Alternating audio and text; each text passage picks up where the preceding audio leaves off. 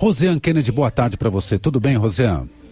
Tudo bom, Fernando? Boa tarde a todos. Rosé, antes da gente falar aí como é que está esse segundo dia do julgamento da presidente afastada Dilma Rousseff, vou lembrar só aqui nosso ouvinte que o presidente do Senado foi hoje aí ao plenário e disse que no mês passado ele conseguiu no Supremo Tribunal Federal desfazer o indiciamento da parlamentar petista Gleisi Hoffmann e do marido dela, o ex-ministro do Planejamento Paulo Bernardo, pela Operação Custo Brasil da Polícia Federal. Bom, criou aí uma dúvida, que relação foi essa, que interferência foi essa.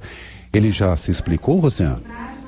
Ele divulgou nota agora por meio da assessoria, Fernando, justamente para dizer que não se trata de interferência. Ele explicou o seguinte, eu estou com o documento aqui na mão, ele fala que as referências feitas por ele na sessão de hoje são alusivas a duas petições que foram protocoladas pela mesa diretora do Senado, portanto a instituição Senado, lá no Supremo Tribunal Federal.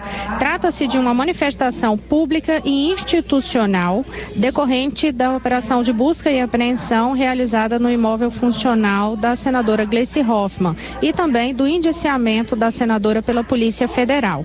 Aí na nota a assessoria explica que a reclamação trata sobre a preservação da imunidade parlamentar naquela operação de busca e apreensão no imóvel do Senado e que a outra reclamação trata do indiciamento da senadora pelo delegado da Polícia Federal e que o Senado também tentou desfazer o indiciamento pela Polícia Federal. A nota é longa, Fernando, eu estou lendo ao mesmo tempo que estou falando contigo aqui, mas eu tinha conversado antes com a assessoria de Renan para tentar traduzir em termos que são tão técnicos aqui. Em linhas gerais é o seguinte, houve aquela operação de busca e apreensão na casa da senadora Gleisi Hoffmann, na ocasião que até o ex-ministro Paulo Bernardo, que é o marido dela, chegou a ser preso. Por ser marido dela, a busca e apreensão foi na residência dela, mas era na residência aqui em Brasília, portanto, num apartamento funcional.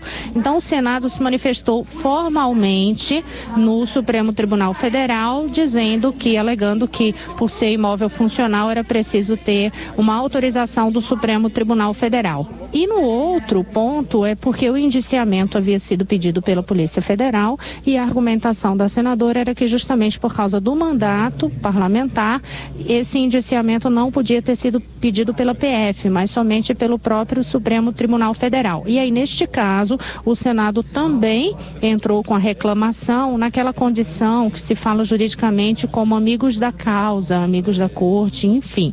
E aí, aqui nessa documentação, nessa nota divulgada hoje, Renan Calheiros informa, por meio da assessoria dele, que a intenção do Supremo Tribunal Federal, a pretensão da instituição foi julgada pelo ministro do STF, Teori Zavascki, no dia 11 de maio, e que o relator consignou que a reclamante tinha sido denunciada pela suposta prática de crimes de corrupção passiva e lavagem de dinheiro.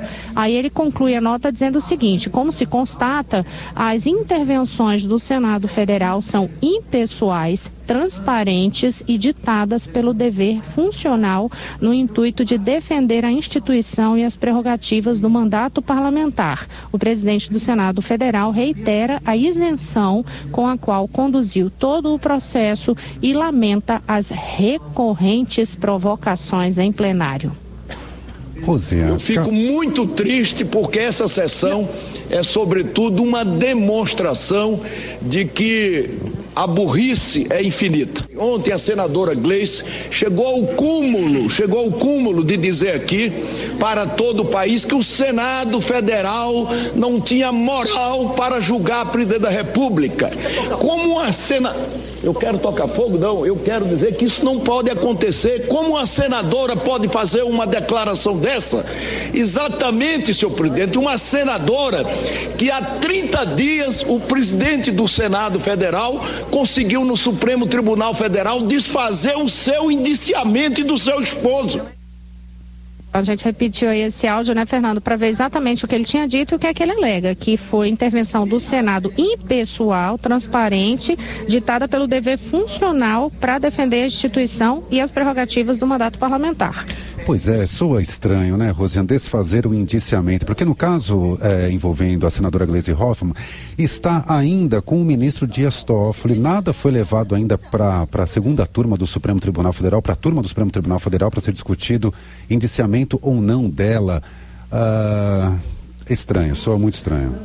Soa estranho. Agora também é importante observar essa última frase aqui na nota, Fernando, que ele diz que conduziu com isenção todo o processo e lamenta as recorrentes provocações em plenário. O que a gente que vem acompanhando esse processo inteiro e fica aqui o dia inteiro dentro do plenário, que na galeria acompanhando todo o julgamento do impeachment, o que deu para perceber ao longo desses dias claramente, tanto naquelas fases anteriores do impeachment como especialmente nesta fase, é que os aliados da presidente afastada Dilma Rousseff, eles de fato seguem em plenário uma espécie de script de provocações e de protelação, assim, de arrastar a sessão, né? A gente pode dizer de arrastar a sessão em si. Então, é uma fala atrás de outra fala, atrás de outra fala e provocações consecutivas, assim, sequenciais. E desta vez, quem caiu nas provocações foi o senador Renan Calheiros, o presidente do Senado. Surpreendeu a reação de Renan Calheiros e aí um bastidor daqui, porque a gente se esticava de cima na galeria para entender o que eles estavam falando, mas não dava para fazer aquela leitura labial, mas a gente percebia que alguns parlamentares aliados da presidente afastada Dilma Rousseff se dirigiam a Renan Calheiros naquele momento que ele estava no microfone falando alguma coisa.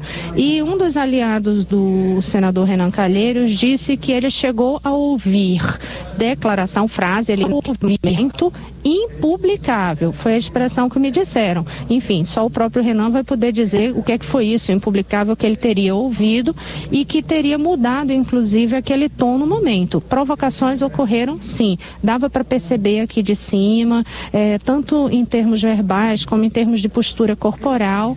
Renan não é de se alterar, assim, dentro do plenário. Isso chama atenção. A gente lembra até momentos antigos, passados, lá 2007, 2008, quando ele mesmo foi alvo de processos, de pedidos de processos de cassação contra ele aqui dentro do Senado, e ele não se alterava dessa forma.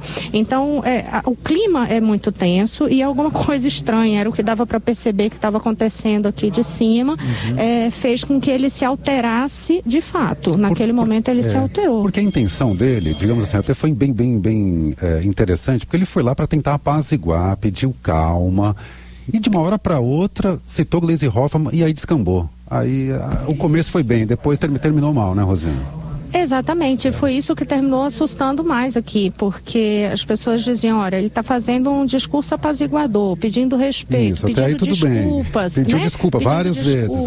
Várias vezes, tanto ao presidente do Supremo como a testemunha que já estava esperando para ser ouvida. E em determinado momento ele já estava saindo do microfone e volta para o microfone com aquele tipo de reação. É uma pergunta que não quer calar, né? O que é que ele ouviu aí nesse meio do caminho, mas que gerou uma situação de desconforto lá embaixo. A gente tentou falar com vários aliados dele para tentar descobrir o que falar, e eles disseram, olha, só o próprio Renan, o parlamentar que tenha falado, vai poder revelar o que é que foi dito ali. Mas isso chegou a ser comentado com um dos parlamentares chegando a usar essa expressão, dizendo que Renan ouviu algo que é impublicável. Nós não sabemos o que é esse algo impublicável, portanto, mas foi na hora que ele voltou e ficou bastante alterado. Agora, a sessão retomou, né? O presidente do Supremo já retomou a sessão agora à tarde, num clima bem diferente.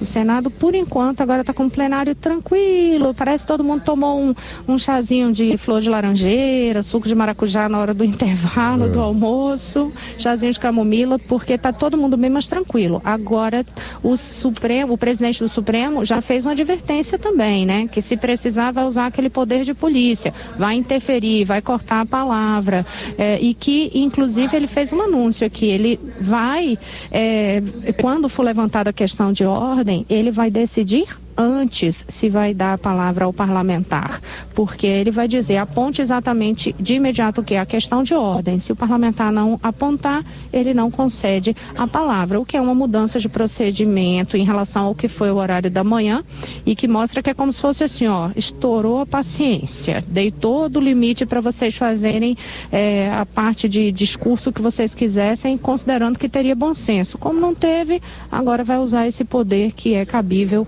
ao presidente presidente do Supremo nessa sessão. Uma prova de paciência, hein, Rosiane, de Lewandowski? Haja paciência. Bom, e quem está falando então é o economista Luiz Gonzaga Beluso, ele também sendo ouvido como testemunha, como informante, não como testemunha? Isso foi pedido pelo ex-ministro e advogado da presidente afastada Dilma Rousseff, que ele ficasse como informante.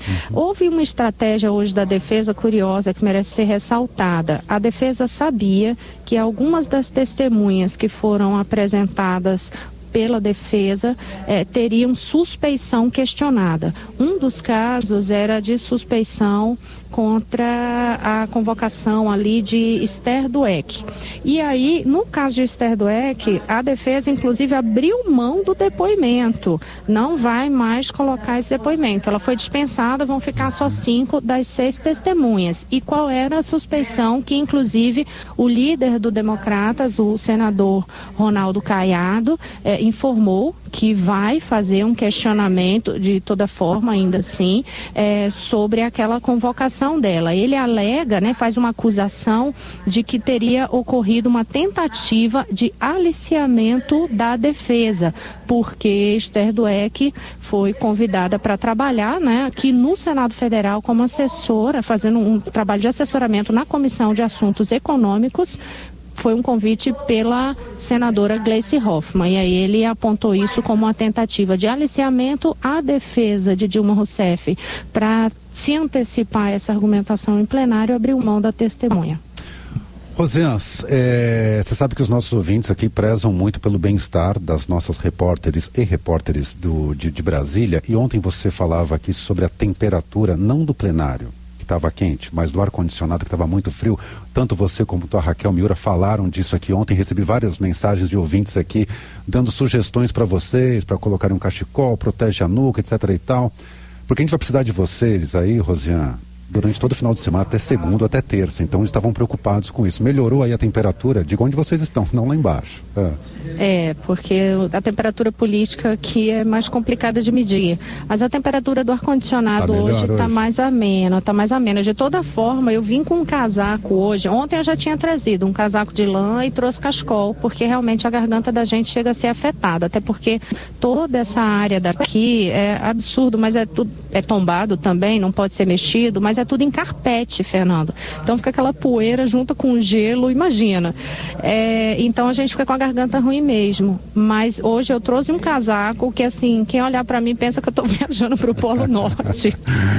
Tá bom. Rosiane, nos falamos a qualquer momento. Bom trabalho por enquanto aí em Brasília.